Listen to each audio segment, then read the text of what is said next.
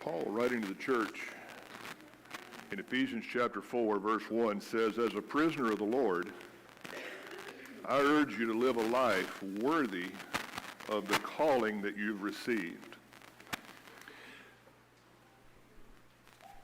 How true is it that you live your life, or when was the last time you reflected on the reality of the fact that you have received a calling from the Lord?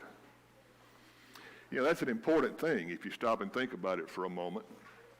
We receive calls from a lot of people a lot of different times, most of us many times during any given day. But to receive a calling from the Lord. And of course, Paul in Ephesians chapter 4 urging us to live a life that reflects the fact that we've received a calling from the Lord. You know, I don't know if most of us live with the ever-present awareness that we are who we are, and we have what we have, and we've been given the opportunity to serve in the ways that we've been given the opportunity to serve, all because of the fact that God called us. The question that's far more for us to answer isn't whether or not we've received a calling from the Lord, it's how we've answered that calling, how we've responded to that calling. You know, Paul, in writing to the church in Corinth, in 2 Corinthians chapters 3 and chapter 4, and we're not going to read those because if I go over there, it's a lengthy reading, and I'll take too much of my time this morning in reading that. But in chapter 2 and 3, or 3 and 4 rather, of 2 Corinthians, Paul, in describing his relationship and our relationship to God, talks about the fact that God shined his light into our heart. And that God shining his light into our heart demands of us that we, represent him as ambassadors for Christ. And if you don't know what an ambassador is or what an ambassador does, he goes on to explain it's as if God were making his appeal about being reconciled to him through us. We've been called, yeah? We've been called. In chapter 3 of that same text in 2 Corinthians, he says we have this treasure in jars or pots of clay so that the power of God would be magnified. You know, think about receiving a call from God, and if you're like me, knowing yourself pretty well, you recognize very quickly that we certainly don't deserve to have been called anywhere for anything by God. That obviously God was looking at something other than my track record, right, when he decided to issue a call to you, to me. That he wasn't calling us because of our education. He wasn't calling us because of our experience or our wisdom. It was according to his purpose. I want to spend a few moments with you this morning, and just as Roman read for us in Exodus chapters 3 and 4, I would ask you to turn over there, if you would, to one of the most famous callings, if you will, of God to a man. All of us remember from the early days of Sunday school, and for those of us who are here this morning because you're not in Bible time and you are young enough to remember Sunday school, you know the story very well about Moses being called by God to lead his people out of slavery or bondage in Egypt.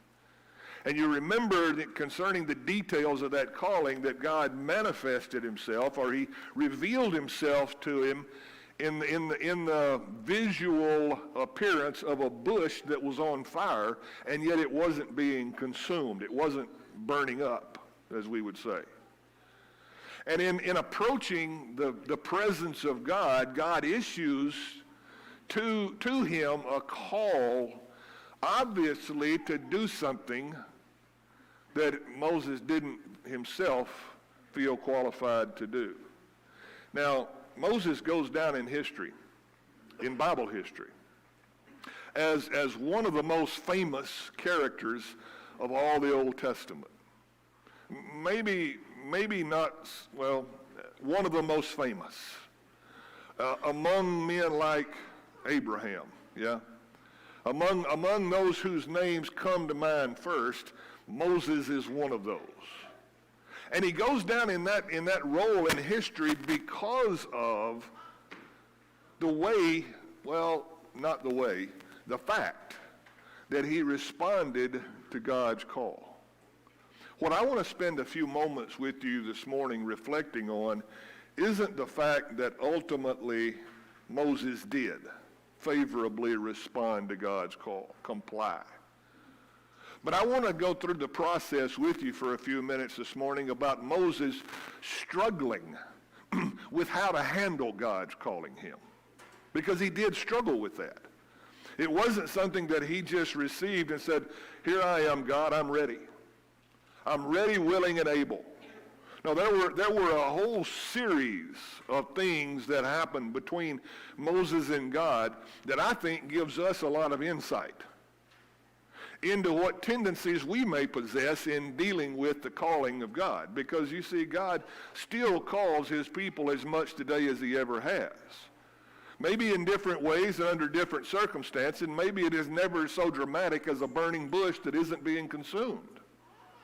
But the fact is, God still issues a call of submission and obedience. He still asks us, he still calls upon us, not just to become his children, we'll talk about that, but as his children to become obedient children and go where he asks and do what he beckons us to do. You see, I'm amazed. And of all the things about God in his relation to man that amaze me, and there's a bunch, but of all those things, I think the one thing that amazes me most is that God somehow has enough confidence in us, in humanity, that he's willing to put in our hands, he's willing to pour into our cup the very things necessary to accomplish his will on the earth. How can God possibly think we're going to succeed knowing who we are and what we've proven ourselves consistently to be? I mean, what is it about men that he feels reliable enough, right? Consistent enough, obedient enough to be the tool that he uses to accomplish his will on the earth? Now, there's a lot to learn about that. Number one, the fact that he does ought to impress us beyond measure. It ought to encourage us in ways that we can't even imagine being encouraged. God pouring into me, yeah? God calling me to not just follow him, but to be his representative, to be his spokesman, to be his, as we've come to say, hands and feet on the earth. Moses in Exodus chapters 3 and 4 goes through a whole series of struggles that all focus on his feelings of inadequacy. And I want to go through very quickly. It won't take too long, even though it's 2 chapters. We'll just highlight the things, okay? Not go into all the drill down on the details. But God comes to Moses in this burning bush, according to chapter 3, appears and speaks to him through that medium. And it's interesting to me what God starts the conversation with. He first identifies himself and tells Moses to take his shoes off because where you're standing is holy. This isn't like any place you've ever been. Yeah? This isn't just a normal piece of ground and a normal circumstance and an average encounter. But the Lord says, verse 7 of Exodus chapter 3, I have indeed seen the misery of my people in Egypt. You hear that? I, God said, have seen the misery of my people in Egypt. I have heard them crying out because of their slave drivers. And I am concerned about their suffering. So I have come to rescue them from the hand of the Egyptians. Now, up until that point in the conversation, I'm quite confident that Moses was all in. He was glad to hear what he was hearing. God is aware, interested, and is going to get involved in solving the dilemma of the Israelites being slaves in Egypt for the period of time that they've been there. Finally, right? Finally. After all these years and generations of people, here's where the rub comes. Here's where the dilemma occurs. Verse 10, God, who said, I've heard, I have seen, I'm concerned, and I've come to rescue, says next, so I'm sending you. Now, we've thrown the discussion into a whole new arena, haven't we? And I think, if you'll just bear with me for a second, every one of us faces in some fashion or form that same dilemma. Not so dramatic as a burning bush, maybe, but the same dilemma that God is interested, God cares, God has the power, God has the ability, and God has chosen to take action. All of that's great until it comes to, but I want you. I want to send you. Now, suddenly, Moses finds himself, well, listen to what he says. Verse 11. Moses said to God, well, let me make this amusing little observation first. God said, I'm sending you to Pharaoh to bring my people, the Israelites, out of Egypt, but, that's not God talking, but, the historian says, Moses replied to God, who am I? Who am I? Now, on one hand, and I'm going to be as generous as I can be all through this discussion to Moses about how he reacts and he responds to God's calling him. I'm going to be as generous and kind, and here's the place where I can be as generous as I know how to be. I think I would have asked the same question. God, you know who you're speaking to, right? You know who you're talking to. You know it's just me. And of course, in Moses' case, this was the same guy who had fled Egypt not too long ago because he had killed a guy, an Egyptian guy.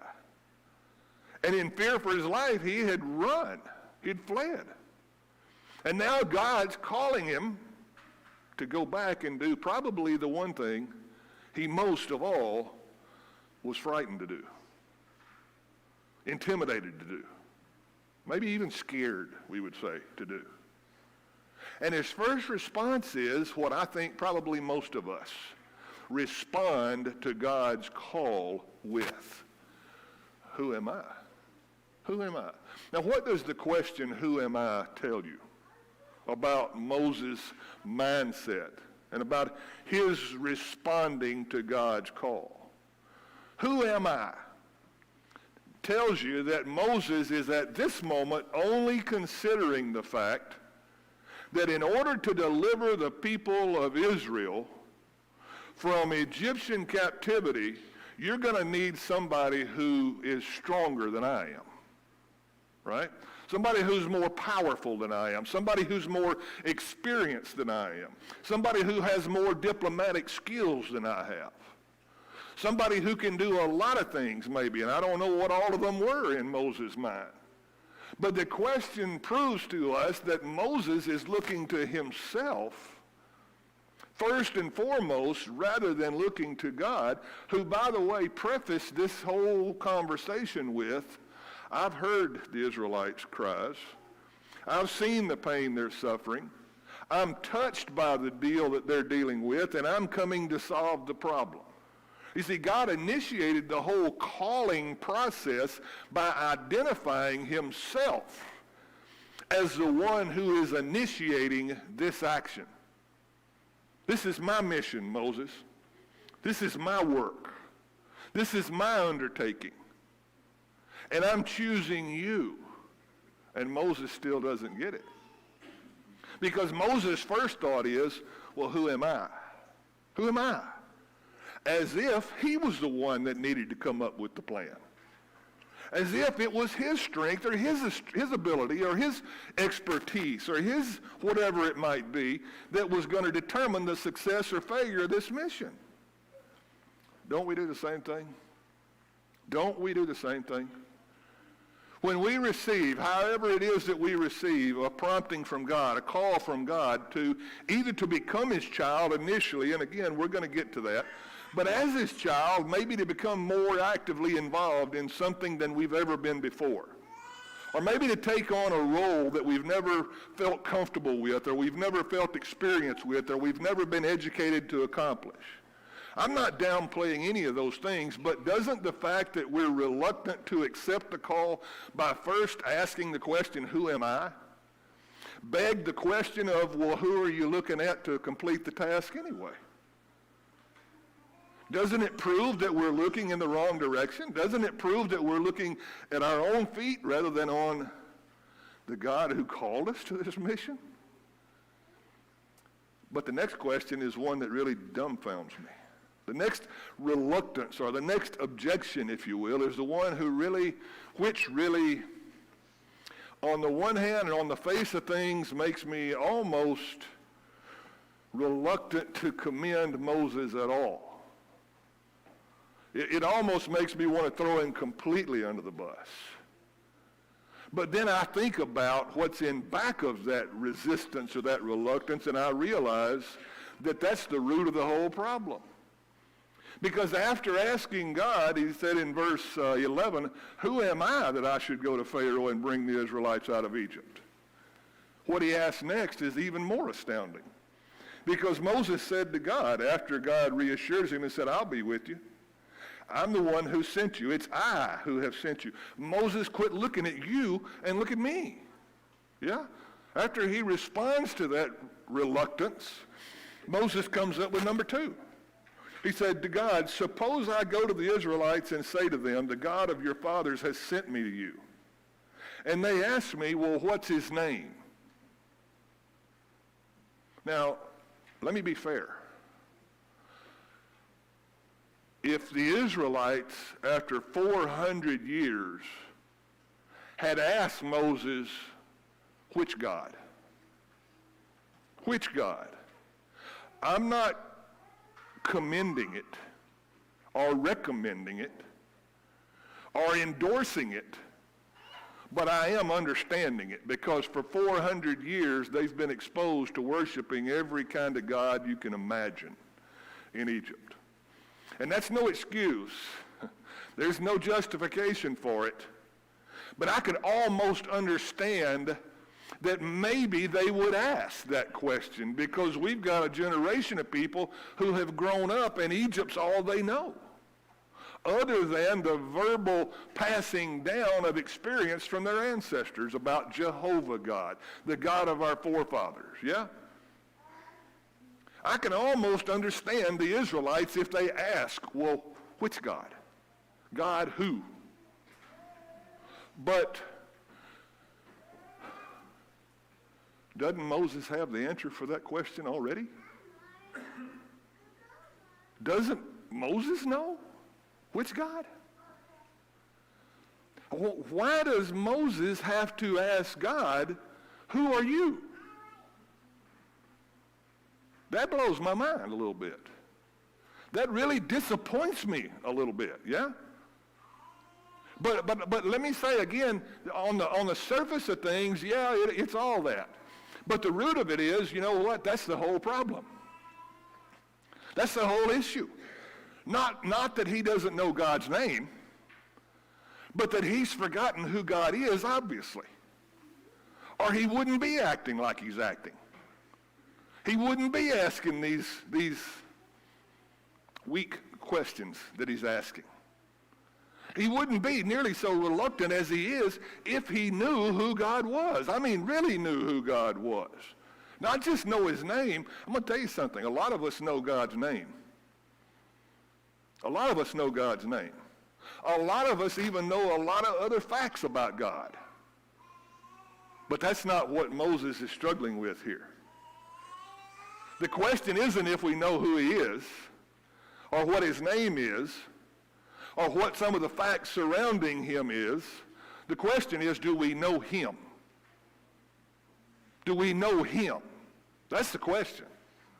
Because if we know him, not only will we not have to ask such a silly question, the idea of even asking a question doesn't make any sense.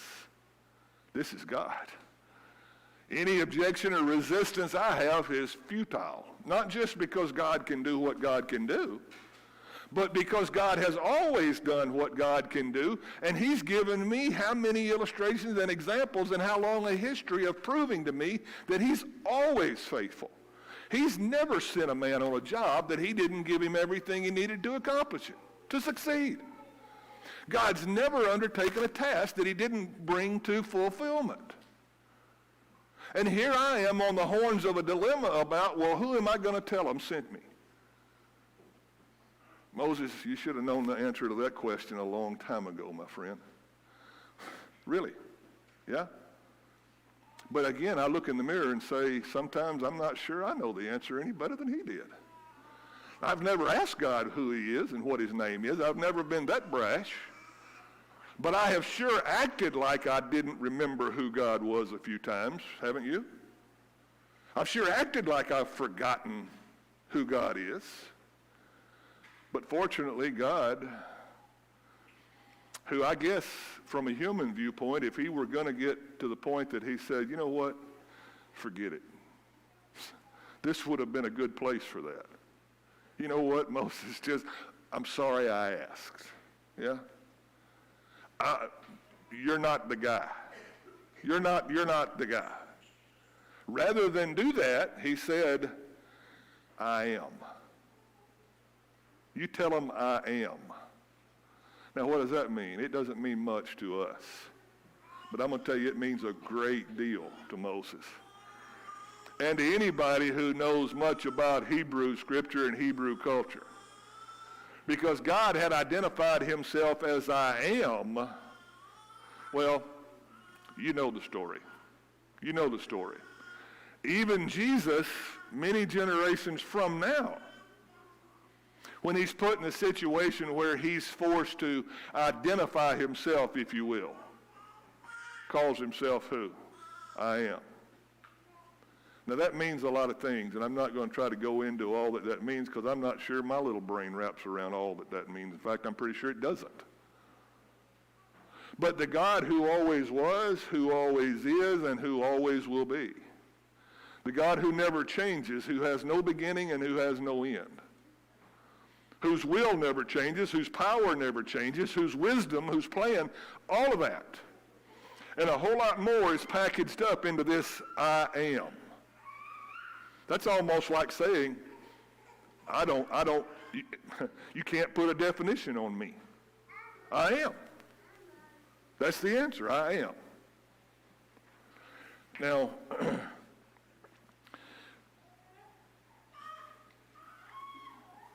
God also said, verse 15, say to the Israelites, the Lord, the God of your fathers, of Abraham, of Isaac, and God of Jacob. God is so good. God is so patient. God wants us so bad that he even goes so far in explaining or answering Moses' reluctance that he doesn't stop with, I am. He said, they're probably not going to get that. They're probably not going to understand the significance of that. So, to help with that, tell them I'm the God of Abraham and the God of Isaac and the God of Jacob. You know why? Because they'll remember that history. They'll remember all that encompasses. They'll remember all that God's been doing since the beginning of the Hebrew people to prove his nature, his character, his plan, his will, his purpose, to fulfill his promise. The fact that God was even willing to explain himself, to define himself, folks, it's amazing. It's amazing. And of course, God's going to condescend far beneath that at some point further in history, isn't he? He's going to come here. He's going to come here to reveal himself. He's going to live among us to reveal himself. And he's going to submit to our willful, rebellious ignorance to reveal himself to us. He's going to die to reveal himself to us. God is good. God is amazing. Yeah? Surely Moses is convinced by now. Well, chapter 4, verse 1. God, what if they don't believe me? Or they won't listen to what I say? You know, I can't help but empathize because I'm as human as Moses and as every other prophet in Old Testament history. But you know, it's worth mentioning that how somebody responds to the truth, how somebody responds to you having been called by God and you accepting the call of God and you submitting to the call of God is no criteria to determine whether or not you will accept the call of God. You hear me? Whether the Israelites listen or they don't listen has absolutely nothing to do with what's going on in Exodus chapter 3 and 4. God is calling Moses. He's not asking Moses to evaluate the potential success or failure or outcome. He's calling him to the job. He's calling him to a task. He's calling him to submit. And Moses, he in his humanness says, God, I'm scared of looking like a fool in front of them. I'm scared of failing. Now, let's be honest. Aren't we all? Aren't we all a little afraid of looking foolish and failing? Well, who decides what fails and what succeeds? Who decides what mission succeeds and what mission fails? Haven't there been times that we were talking about, we're studying the book of Revelation together on Sunday mornings, a little group in our Sunday morning class.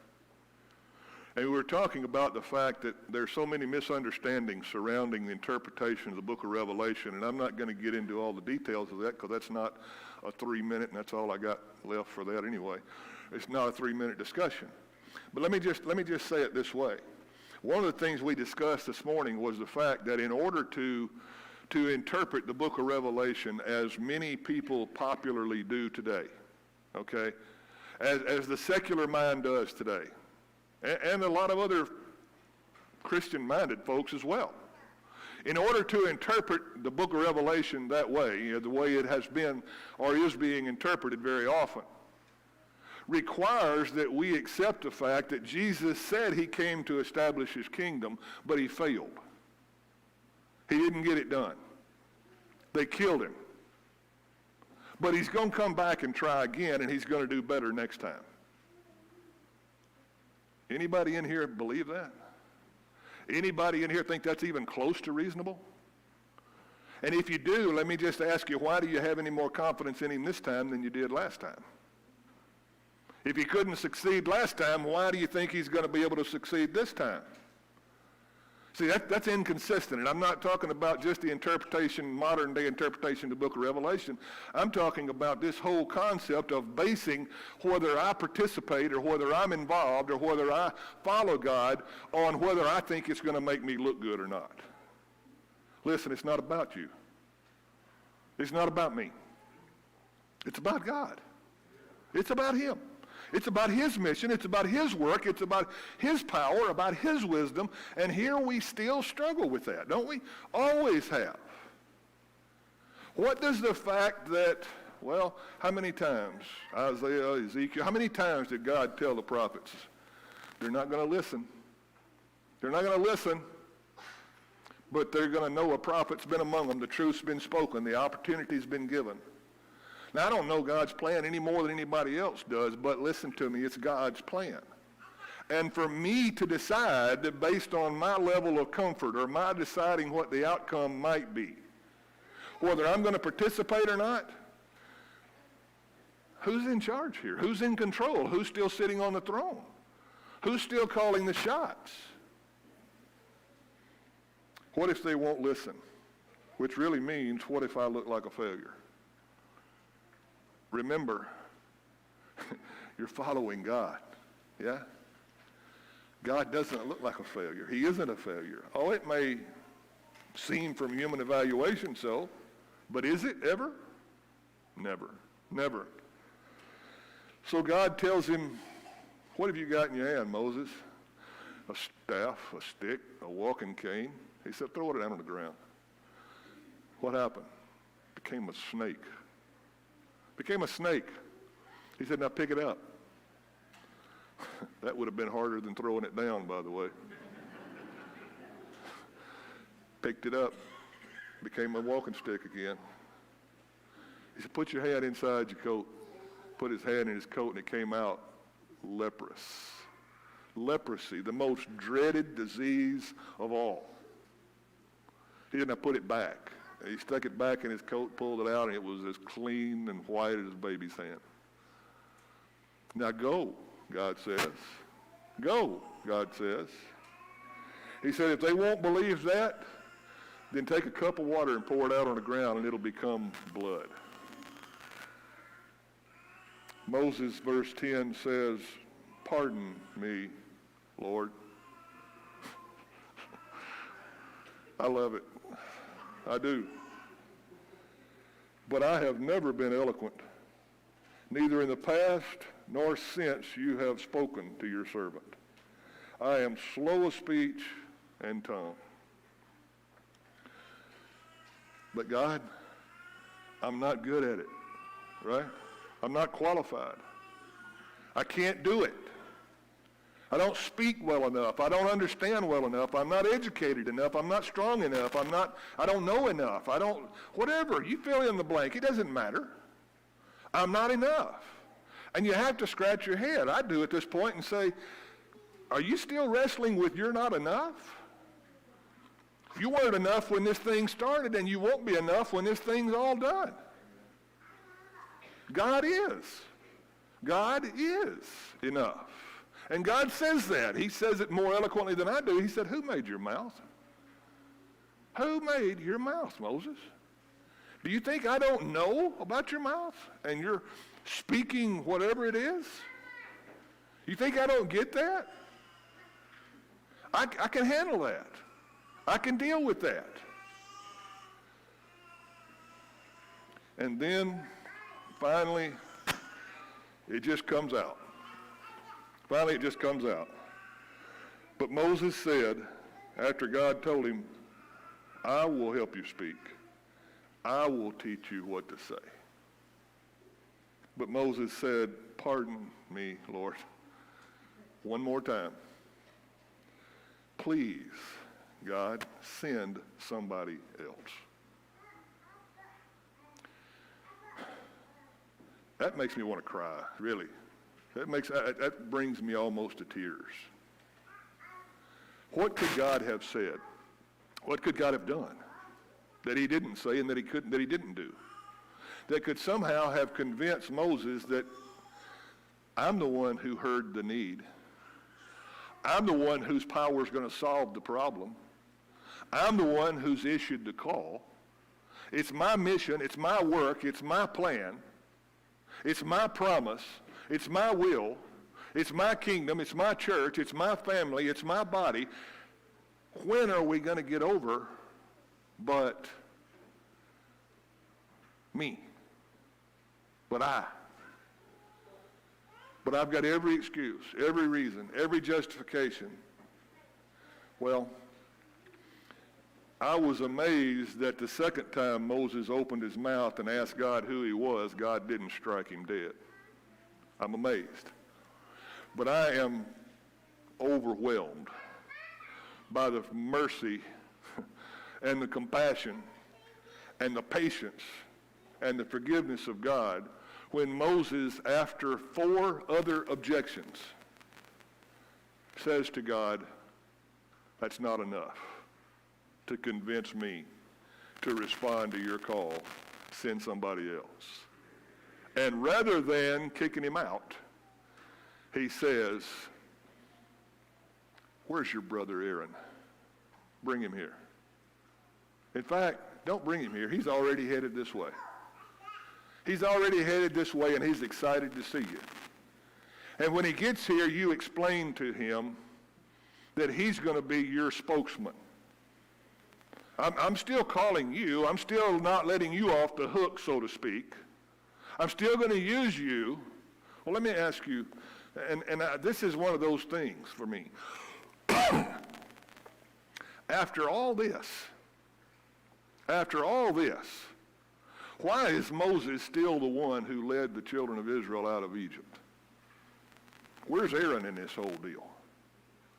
Now, I know Aaron messes up. I know about that. I know. That whole golden calf thing, and it just happened. We threw stuff in the fire, and it came. I know about all that. But I said, do you get my point? How could God be patient enough to still use this hard-headed, reluctant, find every excuse kind of guy? I don't know, except to tell you that God's amazing. God's amazing. And it only testifies all the more to how powerful God is. He's not going to overpower our willingness, our submissiveness, or our rebellion, as the case may be. But listen to me and hear this well. He can use anyone for anything that he calls and empowers us to do and be. Anyone, even when we're reluctant, so long as we aren't unwilling, so long as we don't draw a line and say, I won't. And even then, if God knows things that we don't know, even then it seems find a way. Isn't that amazing? Isn't that amazing? It's beyond amazing. I don't even have a word for that. That's beyond my vocabulary, is what that is. Moses goes down in history as one of the most famous leaders, one of the people who affected the outcome of human history by the will of God, by his willingness to be used, even after such a, let's just say, a rocky, awkward beginning. Let's just say it that way. I said I was going to be as generous as I could be. And one of the reasons I want to be generous with Moses is because I want to be generous with me too. Because if I look in the mirror, I discover that maybe I didn't say it that way, and maybe the situation was a little different. But the truth is, I've been just about as hard-headed and as obstinate about receiving God's call and complying as Moses was. And yet God keeps issuing the call. He keeps making the offer. He keeps making the appeal. And that makes the challenge that Paul issues in Ephesians 4 even more meaningful if you think about it. Live a life worthy of the call that you've received. Because, man, the patience it took for God to issue that call, and the patience it took for God to keep issuing that call, and the struggles that you had with that call. I want you to think about this morning while we stand up in a second and sing the song that Johnny's chosen for us to conclude our lesson time this morning with, a song of invitation and encouragement. I want you to think about how you've responded to God's call. We get to see how Moses did. And it's hard not to be honest about how Moses did respond. And be as honest about your response. And me be as honest about my response. Because the truth is, we might not ask God who he is, But we've got a lot of other questions that we feel like justify us in not responding to God's call to be the light of the world, the salt of the earth, ambassadors for Christ, just so many things, yeah? God's calling, you hear me? And it's a good thing he is, because when the call stops, it's going to be too late. It's going to be too late. There'll be no more response. There'll be no more opportunity. And I want to ask you to be really honest this morning about the fact that God, through his word and will, calls you to be his child. Through the gospel, he offers you the opportunity and he pleads with you. In fact, he says, I stand at the door and knock. He says, come to me, all who are burdened and heavy laden. I'll give you rest. I'll give you rest. See, he issues the call. That's not the question. The question is, how do I react? How do I respond to the call? If you're here this morning and you haven't responded favorably to the call of the gospel to become his child, if you think Moses didn't have any justification or good reason to be reluctant, I'm going to tell you the same thing applies for you. Same thing applies. And if you have responded to that call, you know that his disciple, he calls you to ever effective greater service all the time. Are you reluctant to accept that too?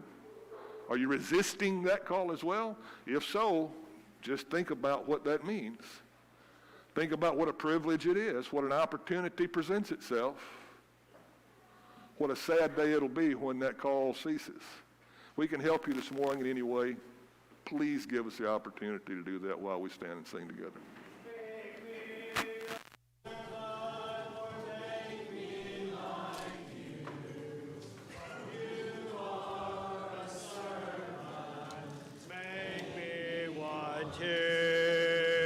Make me a servant, do what you must do.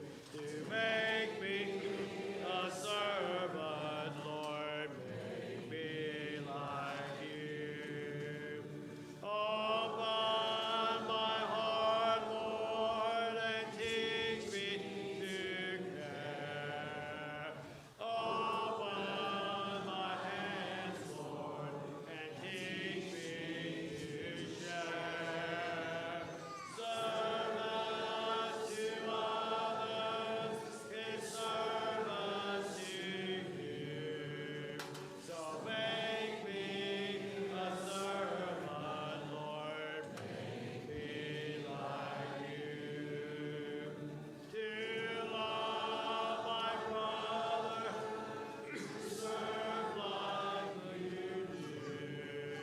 I humble my spirit, I bow before you. And through my service, I'll be just like you. So make me a servant, Lord, make me like you. Let's be seated for announcements, please.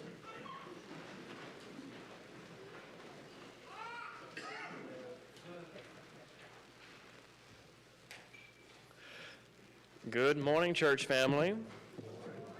It's good to see everybody here today, and for those